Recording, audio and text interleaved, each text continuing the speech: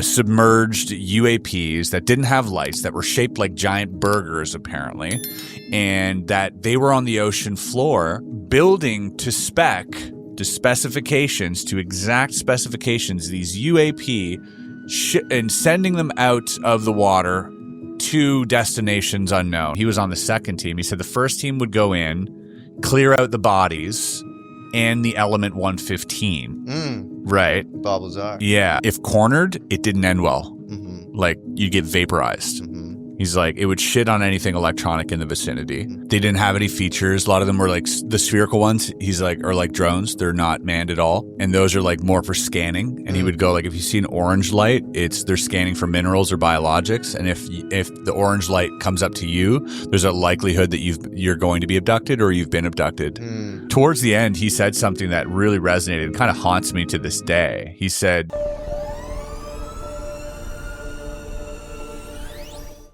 what is something, you've been doing this for over a year now, and I'm sure you've gone into a lot of things thinking this is insane, if true. Like, you just did this amazing piece on the Lacerta files, these, documents from Sweden about these like reptilians or whatever.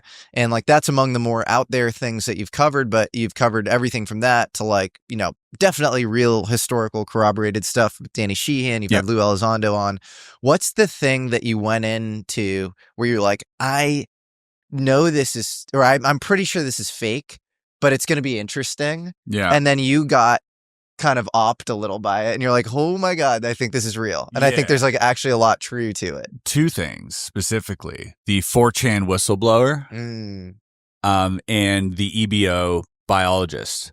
Those two corroborate each other, first of all, which obviously you could just chalk up to one of them read one of the files and based it on the other. Right. The thing is that both of these were created after AI had already been, after these GPT models have already been slightly developed. So there is, a chance that they were used in the process. Now, after feeding those into AI, it doesn't really tell you that it's made by AI, but, who knows?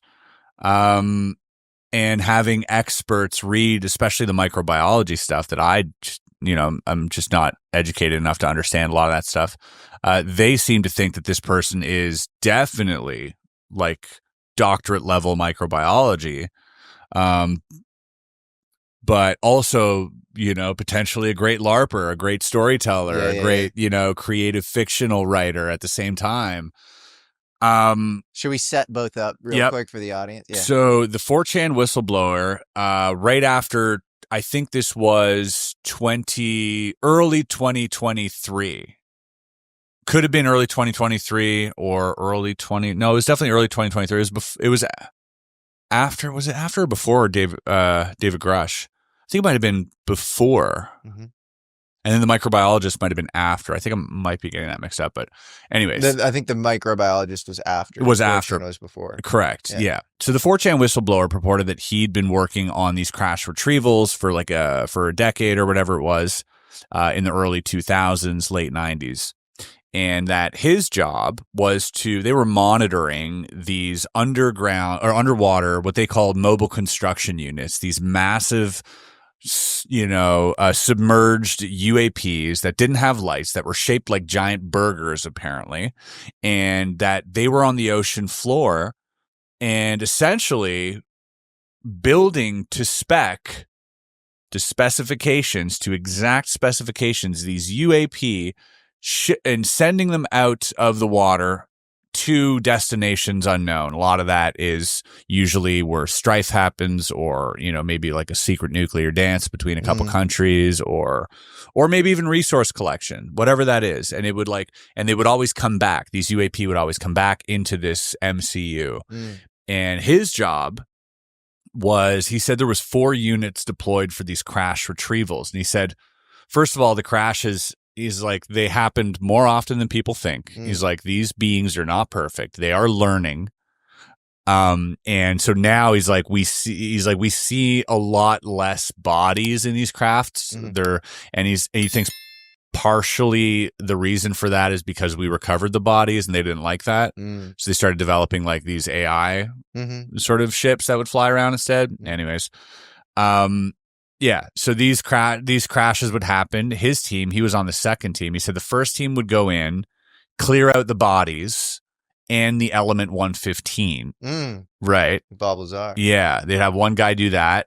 And once the bodies were out, he would go in and strip out the internal components of the ship. So like the tools and like the things that were on the walls. And again, everything was built to spec. So if there was like some type of instrument, it would be perfectly placed in a wall with a space made for it. Everything was to spec. Wild. For that, Yeah. So they would strip that out. And then team 3 and 4 would, he said, like all likelihood, just remove the bulk of the craft, take it apart or whatever that is. So that was kind of his job. And then he would like speculate on what the higher ups would tell him, what he heard, and how the new management came in, and they've kind of shut everybody up, and you can't talk about certain things. And this took me 4 hours to read through. So like I did on 4 different videos, because it was this 4chan exchange, which we all know is a cesspool. Trying to like read through 4chan is literal schizophrenia. It's not good for your health. You know what I mean? You're going to find a lot of garbage there. And so it doesn't help. But if you were to want to become a whistleblower without going through direct channels, because obviously, a lot of people might argue that these aren't actual whistleblowers if they're not saying everything. They're just kind of being told what they're allowed to say. Well, this guy's like, I'm going to say everything. And he's like, I'm just going to do it on here, and this is going to go nuts, and it's unfiltered. And the things that he was saying were so interesting and kind of lined up with UFO lore, and at other points really created new things within, this landscape. And towards the end, he said something that really resonated and kind of haunts me to this day. He said, notice yourself coming back. He's like, I'm not here to convince you of anything, but notice yourself coming back to this as more information unfolds. And it's exactly what I've been doing. I've been going back to it over and over and over and over. Mm-hmm. When Lou mentioned the giant underwater thing moving at, 500 knots underwater, that's something this guy talked about. Yep. He said these things would move underwater like crazy. He said when approached, they would be evasive, and they would just leave. Mm-hmm. If cornered, it didn't end well. Mm-hmm. Like you get vaporized. Mm-hmm. He's like, it would shit on anything electronic in the vicinity. Mm-hmm. He's like, we've sent nukes after it, like on submarines. We've sent jets. We've scrambled like boats. Like none of them come back. If the intent is, anything malicious, like you'll just get decimated. Mm-hmm. And he said, the questions were really interesting because like the audience, like the people asking questions, it was like a Q&A, and they would ask like, do they ever come from space? And he's like, no, rarely. He's like, we'd rarely see anything come in from orbit. These things mostly left the water and like zoomed out to wherever it was going and would come right back. And that's why he also assumed that there was probably multiple of these things, because if we're seeing them on the East Coast, this one was situated in the Bahamas, that sort of Bermuda Triangle area, which also hotspot, right? Yeah, and there are weapons training facilities where there's like underwater cables that people don't know where they're going. It's called, AUTEC is this spot out. Would make sense. Yeah, and it would make sense that it's mobile too. Oh, totally. And so these ships would often come back. And so they're thinking, like this guy thought, and he was kind of putting together while he's like, oh yeah, he's like, it kind of does make sense that he was never told about more of them, but he's like, it would make sense that there are more, because if people are seeing them on the East Coast, they probably have something on the East Coast or up in the Atlantic or in the Indian Ocean. What about Trump's speech where he says, talking about the Jersey drones, he said, these are coming out of the water. We know where the garage is. Or he didn't say they're coming out of the water. He says, it's very strange. We know where the garage is. We can go into the garage if we wanted. And then you have the sheriff reporting that they were coming out of the water. And what a perfect place to hide on the ocean, on the ocean floor. Also, the Office of Naval Intelligence is what wrote up these reports. Tim Gaudet talks a lot about, some interesting USOs, unidentified submersible objects.